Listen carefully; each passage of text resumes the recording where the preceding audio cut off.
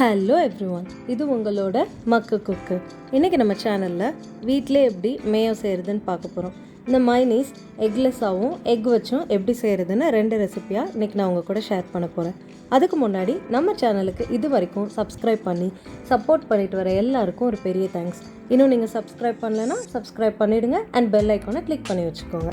வாங்க வீடியோக்குள்ளே போகலாம். முதல்ல எக்லெஸ் மைனீஸ். இது ஒரு பால் பேஸ் பண்ண ரெசிபி. இது எப்படி செய்கிறதுன்னு பார்க்கலாம். ஒரு மிக்சர் ஜார் எடுத்துக்கோங்க.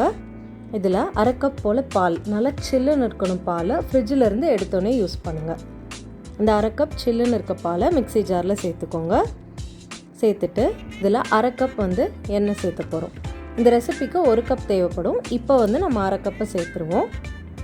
எண்ணெய் வாசனை இல்லாத எண்ணெயாக எடுத்துக்கோங்க. ரைஸ் பிரான் ஆயில், ஆலிவ் ஆயில் ஆர் நீங்கள் சன்ஃப்ளவர் ஆயில் யூஸ் பண்ணலாம். இதில் 1/4 டீஸ்பூன் மஸ்டர்ட் பவுடர், அதாவது கடுகுத்தூள். கடுகை லேசாக வறுத்துட்டு அரைச்சிக்கோங்க. இது ஆப்ஷனல் தான். அப்புறமா 1/4 டீஸ்பூன் பெப்பர் பவுடர், அதாவது மிளகுத்தூள். மிளகுத்தூள் லைட்டாக ஸ்பைஸ் அப் பண்ணுறதுக்காக. அடுத்து இதில் தேவையான அளவு உப்பு 1/2 டீஸ்பூன் சேர்த்துனா கரெக்டாக இருக்கும். இது எல்லாத்தையும் ஒன்று சேர்த்து க்ரீமி ஆக்கிறதுக்கு 1 டேபிள் ஸ்பூன் வினிகர். இந்த வினிகரை கண்டிப்பாக ஸ்கிப் பண்ணிடாதீங்க, இதுதான் ரொம்ப இம்பார்ட்டண்ட். இந்த வினிகரை சப்சைட் பண்ணுறதுக்காக 1 டீஸ்பூன் சுகர், அதாவது சர்க்கரை சேர்த்துக்கோங்க. அப்போ தான் அந்த வினிகரோட புளிப்பு நமக்கு தெரியாது. சேர்த்துட்டு இதை மிக்ஸி ஜாரில் வச்சு நம்ம பல்ஸ் பண்ணணும். அதாவது ஒரே ஸ்பீடாக வச்சு ஒரே ஸ்ட்ரெச்சில் அரைக்கக்கூடாது. விட்டு விட்டு பல்ஸ் பண்ணி அரைக்கணும். இந்த மாதிரி ஃபஸ்ட்டு எடுத்தோடனே ஒரு 10 தடவை பல்ஸ் பண்ணிக்கோங்க. ஒரு 10 தடவை பல்ஸ் பண்ணதுக்கப்புறமா இந்த மிக்ஸி ஜாரை ஓப்பன் பண்ணிக்கோங்க.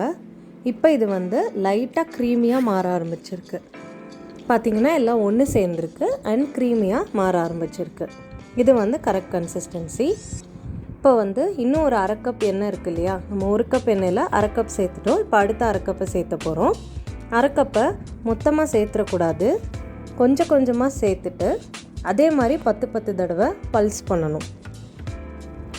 ஃபஸ்ட்டு கொஞ்சமாக சேர்த்துட்டு இந்த 10 தடவை பல்ஸ் பண்ண அப்படியே கெட்டி ஆகிட்டே வரும்.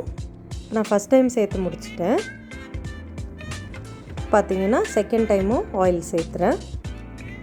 இது ஒரு 4லேருந்து 5 தடவை வரைக்கும் நீங்கள் இந்த 1/2 கப் ஆயிலை பிரித்து சேர்த்துக்கோங்க. சேர்த்துட்டு அதே மாதிரி 10 டைம்ஸ் பல்ஸ் பண்ணி கடன்னு எடுத்துக்கலாம். இல்லைன்னா மிக்ஸி சூடாயிடுச்சுன்னா ரொம்ப தண்ணியாகிடும் நம்ம மேயோ. இப்போ இது மொத்தமாக நான் எல்லா எண்ணெயும் சேர்த்து முடிச்சிட்டேன். இப்போ பார்த்திங்கன்னா நல்லா திக்கான க்ரீமியான மேயோ நமக்கு ரெடி ஆகிடுச்சு. இந்த மேயோ ரொம்ப ஈஸியாக செஞ்சிடலாம் அண்ட் டேஸ்ட் ரொம்ப அபாரமாக இருக்கும். ஸோ அடுத்த ரெசிபி எக் வச்சு எப்படி பண்ணுறதுன்னு இதே மேயோவை பார்க்கலாம். இது எக் பேஸ்டான ரெசிபிங்கிறதுனால ஃபஸ்ட் நம்ம எக் தான் யூஸ் பண்ண போகிறோம். அதே மாதிரி மிக்ஸி ஜார் எடுத்துக்கோங்க. இதில் 1 முட்டை சேர்த்துக்கோங்க. முட்டை ரூம் டெம்பரேச்சரில் இருக்க மாதிரி பார்த்துக்கோங்க, சில்லுன்னு இருக்கக்கூடாது. அடுத்த ஸ்டெப் 1/2 கப் எண்ணெய் சேர்த்துக்கோங்க. அதே ப்ரொசீஜர் தான், பட் இதில் பாலுக்கு பதிலாக 1 முட்டை சேர்த்த போகிறோம். இந்த 1/2 கப் எண்ணெய் ஃபஸ்ட்டு சேர்த்துக்கோங்க. அதுக்கப்புறமா நம்ம 1/2 கப் சேர்த்த போகிறோம். இப்போ இதில் தேவையான அளவு உப்பு, நான் 1 டீஸ்பூன் உப்பு சேர்த்துக்கிறேன். முட்டை சேர்த்துறதுனால கொஞ்சம் எக்ஸ்ட்ரா சேர்த்துக்கிறேன். அதே மாதிரி 1/4 டீஸ்பூன் போல் கடுகுத்தூள், அப்புறம் 1/4 டீஸ்பூன் மிளகுத்தூள்,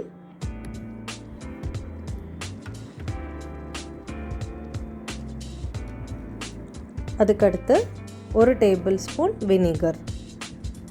வினிகர் கண்டிப்பாக நீங்கள் ஸ்கிப் பண்ணவே கூடாது. ஸ்பைசஸ் சேர்த்துலேனாலும் பரவாயில்ல, வினிகர் அண்ட் சுகர் கண்டிப்பாக சேர்த்தணும். 1 டீஸ்பூன் போல் சர்க்கரை சேர்த்துக்கோங்க. சேர்த்துட்டு அதே மாதிரி இதையும் ஒரு 10 டைம்ஸ் பல்ஸ் பண்ண போகிறோம். நீங்கள் இதை ஸ்பைஸ் எதுவுமே சேர்த்தாமல் பண்ணிங்கன்னா பிளெயின் மேயோவாக இருக்கும். அதுவும் நீங்கள் ட்ரை பண்ணலாம். அதாவது எக்கு, எண்ணெய், உப்பு, வினிகர் அண்ட் சுகர் அது மட்டும் சேர்த்துனா கரெக்டாக இருக்கும். இப்போ 10 டைம்ஸ் பல்ஸ் பண்ணி அதே மாதிரி க்ரீமியாக ஆக ஆரம்பிச்சிருக்கு. இந்த ஸ்டேஜில் அடுத்த 1/2 கப் எண்ணெய் இருக்குது இல்லையா, இதை கொஞ்சம் கொஞ்சமாக சேர்த்து அதே மாதிரி 10 டைம்ஸ் பல்ஸ் பண்ணி எடுக்க போகிறோம். பல்ஸ் பண்ணியாச்சு. ஒரு தடவை பல்ஸ் பண்ண அப்புறம் இந்த மாதிரி கொஞ்சம் திக்காக மாற ஆரம்பிச்சிருக்கு. நமக்கு எவ்வளோ திக்காக வேணுமோ அவ்வளோ ஆயில் நம்ம வந்து சேர்த்துக்கலாம். 1 கப் சேர்த்துனோன்னா ஒரு கிளாசிக்கான மேயோ எவ்வளோ திக்காக வருமோ அவ்வளோ திக்காக நமக்கு கிடைக்கும். நெக்ஸ்ட் டைமும் நான் ஆயில் சேர்த்துறேன். இந்த மாதிரி பிரித்து நம்ம வந்து சேர்த்து செஞ்ச அப்புறம் இந்த மாதிரி திக்கான க்ரீமியான மேயோ வந்து நமக்கு கிடச்சிருக்கு. இந்த மேயோவும் ரொம்ப ஈஸியாக செஞ்சிடலாம். ஸோ எக் போட்டு ட்ரை பண்ணணும்னு நினைக்கிறவங்க இதை ட்ரை பண்ணலாம். எக்லெஸ்ஸாக வேணும்னு நினைக்கிறவங்க ப்ரீவியஸ் ரெசிபியை ஃபாலோ பண்ணலாம். இந்த எக் அண்ட் எக்லெஸ் மேயோ ரெண்டுமே டேஸ்ட் சூப்பராக இருக்கும். சாண்ட்விச், பர்கர், பீட்சா ட்ரெஸ்ஸிங் இது எல்லாத்துக்குமே நீங்கள் யூஸ் பண்ணலாம். கண்டிப்பாக வீட்டில் ட்ரை பண்ணி பாருங்கள். வீடியோ பிடிச்சிருந்தா லைக் பண்ணுங்கள், கமெண்ட் பண்ணுங்கள், ஷேர் பண்ணுங்கள். மறக்காமல் நம்ம சேனலுக்கு சப்ஸ்கிரைப் பண்ணிவிடுங்க. தேங்க்ஸ் ஃபார் வாட்சிங். நான் every week Sunday and Wednesday இனிமேல் வீடியோ போடலான்னு இருக்கேன். நீங்கள் எல்லாத்தையும் பார்த்து எனக்கு சப்போர்ட் பண்ணுவீங்கன்னு நம்புகிறேன். என்னோடய மித்த வீடியோஸ் பார்க்குறதுக்கான லிங்க்ஸ் வந்து சைடில் கொடுத்துருக்கேன். அதையும் பார்த்து வீட்டில் ட்ரை பண்ணி பார்த்து என்ஜாய் பண்ணுங்கள்.